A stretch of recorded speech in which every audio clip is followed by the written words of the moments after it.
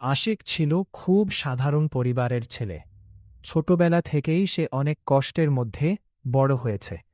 পড়াশোনার পাশাপাশি বাবাকে সংসারের কাজে সাহায্য করত।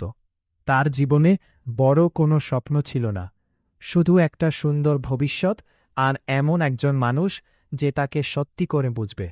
অন্যদিকে কাকুলি ছিল হাসি খুশি স্বভাবের মেয়ে, পড়াশোনায় ভালো, সবার সঙ্গে সুন্দর ব্যবহার করত।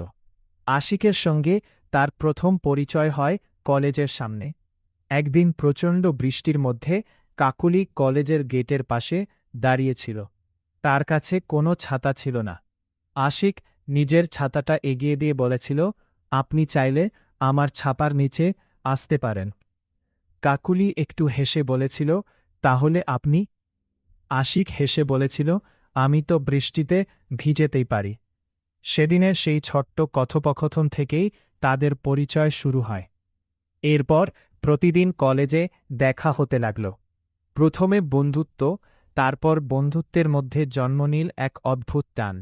তারা একে অপরের সঙ্গে নিজেদের কথা ভাগ করে নিত। কাকলি তার পরিবারের কথা বলত, আর আশিক তার জীবনের সংগ্রামের কথা বলত।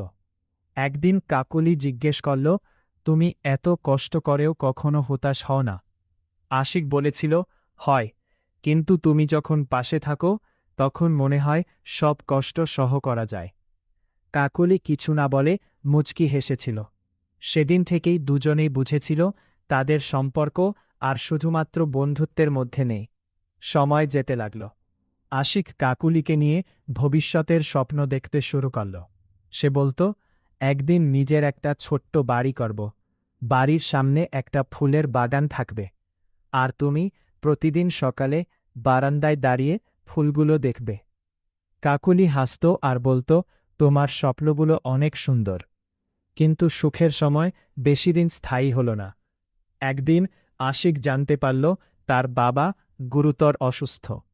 সংসারের সমস্ত দায়িত্ব তার কাঁধে এসে পড়ল। পড়াশোনা বন্ধ করে তাকে কাজ শুরু করতে হল।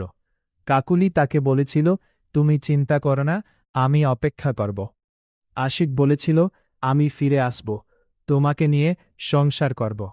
কাকুলি তার হাত ধরে বলেছিল, আমি বিশ্বাস করি। আশিক শহরে চলে গেল কাজের জন্য। প্রথম দিকে প্রতিদিন কাকুলির সঙ্গে কথা বলত। পরিবারের দায়িত্ব আর অর্থের অভাবে ধীরে ধীরে তাদের যোগাযোগ কমতে লাগল। কাকুলি প্রতিদিন অপেক্ষা করত, ফোনের দিকে তাকিয়ে থাকত। আশিক ফোন না করলে তার মন খারাপ হয়ে যেত। একদিন কাকুলির পরিবার তার বিয়ের কথা ঠিক করল।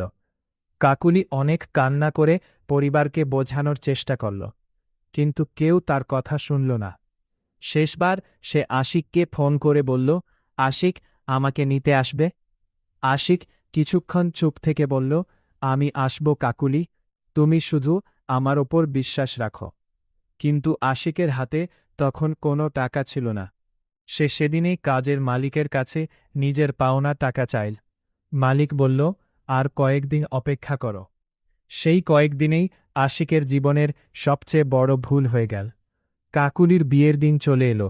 আশিক অনেক দূর থেকে ছুটে এলো, কিন্তু যখন সে কাকুলির বাড়ির সামনে পৌঁছাল তখন সব শেষ। দূর থেকে সে দেখল কাকুলি বিদায় নিচ্ছে। কাকুলিও এক মুহূর্তের জন্য আশিককে দেখতে পেলে। দুজনের চোখে চোখ পড়ল। কাকুলির চোখ দিয়ে পানি গড়িয়ে পড়ল। আশিক কিছু বলতে পারল না। কাকলি শুধু ঠোঁট নাড়িয়ে বলল, ভালো থেকো। গাড়ি চলে গেল।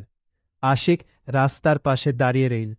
তার হাতে থাকত সেই পুরনো ছাতাটি, যে ছাতার নিচে তাদের ভালোবাসার শুরু হয়েছিল। বহু বছর পরও আশিক সেই ছাতাটি ফেলে দেয়নি, কারণ তার কাছে সেটি শুধু একটি ছাতা ছিল না, সেটি ছিল কাকুলির সঙ্গে তার জীবনের প্রথম স্মৃতি। কিছু প্রতিশ্রুতি পূরণ হয় না, কিছু ভালোবাসা সংসার পর্যন্ত পৌঁছায় না, তবু সেই ভালোবাসা মানুষের হৃদয়ে সারা জীবন বেঁচে থাকে।